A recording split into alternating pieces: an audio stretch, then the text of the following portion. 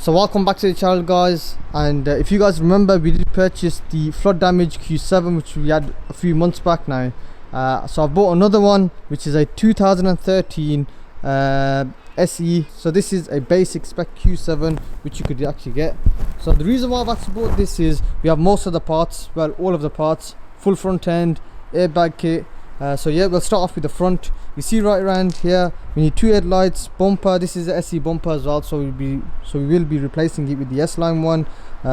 These are halogen bulbs. Again, we're going to put the S-line headlights in there.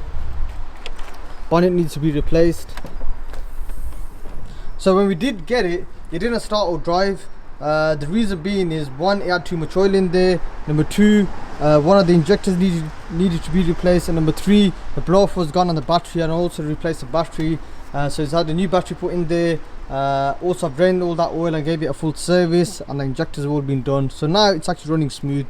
And also another thing, before even starting it, what we done was we unbolted the front panel from both sides just to pull it back, because the radiators were hitting against pulleys. Now if you start it, you will cut all your pipes, so that will literally be scrapped. Even though we got pipes for it, we thought, you know, best to actually save these pipes. You know, when you're moving the cars in and out, it's just headache of replacing them. So the radiator is actually holding water, which is a good thing. The radiator is slightly bent, we would still actually use it. The only thing that we'll actually replace is the front panel. So yeah, I mean the crash bar is damaged, and literally just bolts on both sides. There's no chassis damage or anything to the front.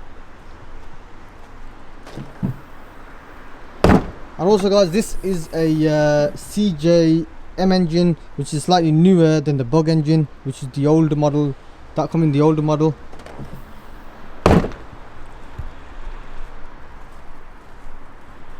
So these are the basic alloys you get in the SE, and also the sides are not coded, these skirts right around here. I think the S-line ones are different, that's why I've actually taken them off, because they will get painted. And also the S-line alloy wheels, the 21 inches, I have sent them off for refurb, so it should be back here in a few days, and we'll start, you know, building back up the car as well, getting the alloy wheels on, the skirts on.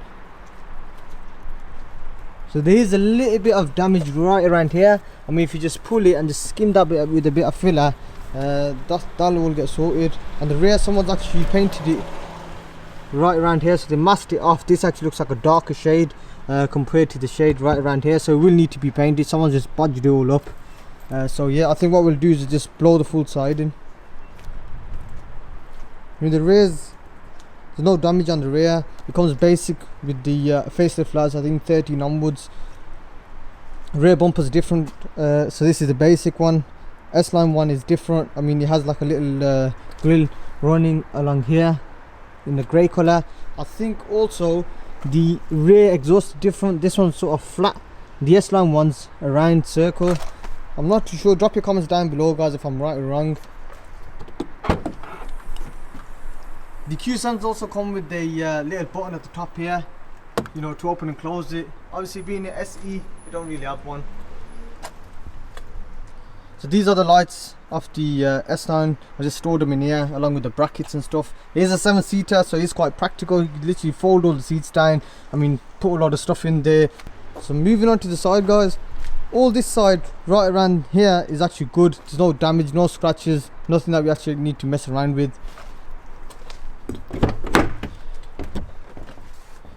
Full leather seats with these little trays on the rear, which is pretty good. I'm not a big fan of this wooden finish. I mean, the Alcantara looks really good. This wooden finish sort of makes it look old and cheap.